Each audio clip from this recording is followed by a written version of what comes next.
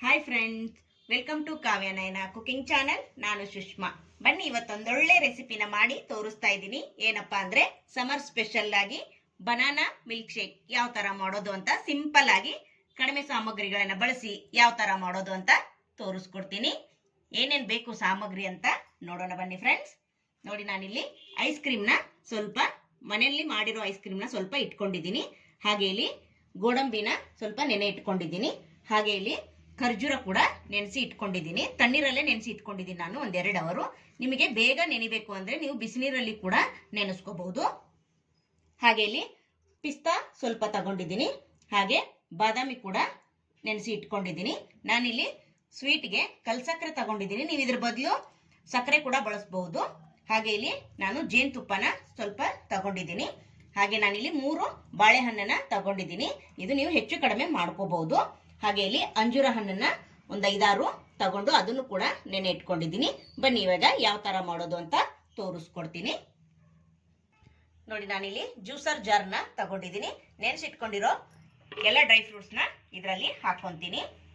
ನೋಡಿ, ಖರ್ಜೂರ, ಬಾದಾಮಿ, ಹಾಗೆ ಅಂಜೂರದ ಹಣ್ಣು, ಹಾಗೆ ಬಾದಾಮಿ ಕೂಡ ನೀವು ಸಿಪ್ಪೆ ಆದ್ರೂ ಬಿಡಿಸ್ಬೋದು, ಇಲ್ಲ ಹಾಗೆ ಆದ್ರೂ ಹಾಕೋಬಹುದು.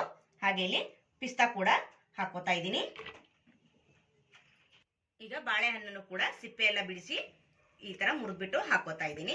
ನೀವು ಎಷ್ಟಾದ್ರೂ ಬಾಳೆಹಣ್ಣು ತಗೋಬಹುದು, ಇಷ್ಟೇ ಅಂತ ಏನಿಲ್ಲ. ಹಾಗೆ ಇಲ್ಲಿ ಕಲ್ಸಕ್ಕರೆನ ಸ್ವಲ್ಪ ಸ್ವಲ್ಪನೇ ಹಾಕೊಂತೀನಿ. ಯಾಕಂದ್ರೆ ಡ್ರೈ ಫ್ರೂಟ್ಸು ಹಾಗೆ ಬಾಳೆಹಣ್ಣು ಕೂಡ ಸ್ವೀಟ್ ಆಗಿರುತ್ತಲ್ವಾ, ಅದಕ್ಕೋಸ್ಕರ ಮೊದಲು 4 ಸ್ಪೂನ್ ಹಾಕಿ ರುಬ್ಬಿದಾದ್ಮೇಲೆ ನಾನು ನಿಮ್ಗೆ ಸ್ವೀಟ್ ಏನಾದ್ರೂ ಕಡಿಮೆ ಬೇಕನ್ಸಿದ್ರೆ ಹೆಚ್ಚು ಆದ್ರೆ ನೋಡ್ಕೊಂಡು ಮತ್ತೆ ನಾವಿಲ್ಲಿ ಸೇರಿಸ್ಕೋಬಹುದು. ಹಾಗೆ 1 ಸ್ಪೂನ್ ಅಷ್ಟು ಜೇನುತುಪ್ಪನ ಹಾಕೋತಾ ಇದ್ದೀನಿ. ಈಗ ಇಲ್ಲಿ ಐಸ್ ಕ್ರೀಮ್ ಕೂಡ ಸೇರಿಸ್ಕೊತಾ ಇದ್ದೀನಿ. ನಿಮ್ಗೆ ಯಾವ ಫ್ಲೇವರ್ ಬೇಕೋ ಆ ಫ್ಲೇವರ್ನ ಐಸ್ ಕ್ರೀಮ್ನ ಹಾಕೋಬಹುದು. ನೋಡಿ, ಅರ್ಧ ಲೀಟರ್ ಆಗೋಷ್ಟು ಹಾಲನ್ನ ಹಾಕೋತಾ ಇದ್ದೀನಿ.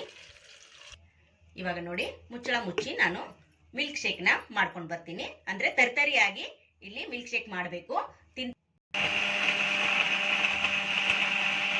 ಮಿಲ್ಕ್ ಶೇಕು ರೆಡಿ ಆಯ್ತು ಫ್ರೆಂಡ್ಸ್. ಬನ್ನಿ ಇವಾಗ ಗ್ಲಾಸ್ಗೆ ಸರ್ವ್ ಮಾಡ್ಕೊಳ್ಳೋಣ.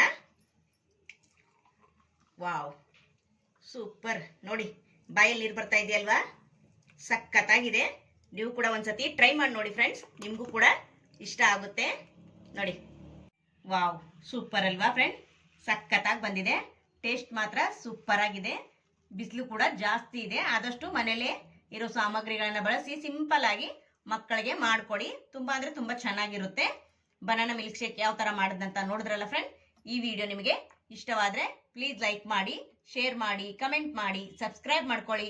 ನಮ್ಮ ವಿಡಿಯೋ ನೋಡಿದ್ದಕ್ಕಾಗಿ ನಿಮ್ಮೆಲ್ಲರಿಗೂ ಧನ್ಯವಾದಗಳು. Thank you for watching. ನಮಸ್ಕಾರ ಫ್ರೆಂಡ್ಸ್.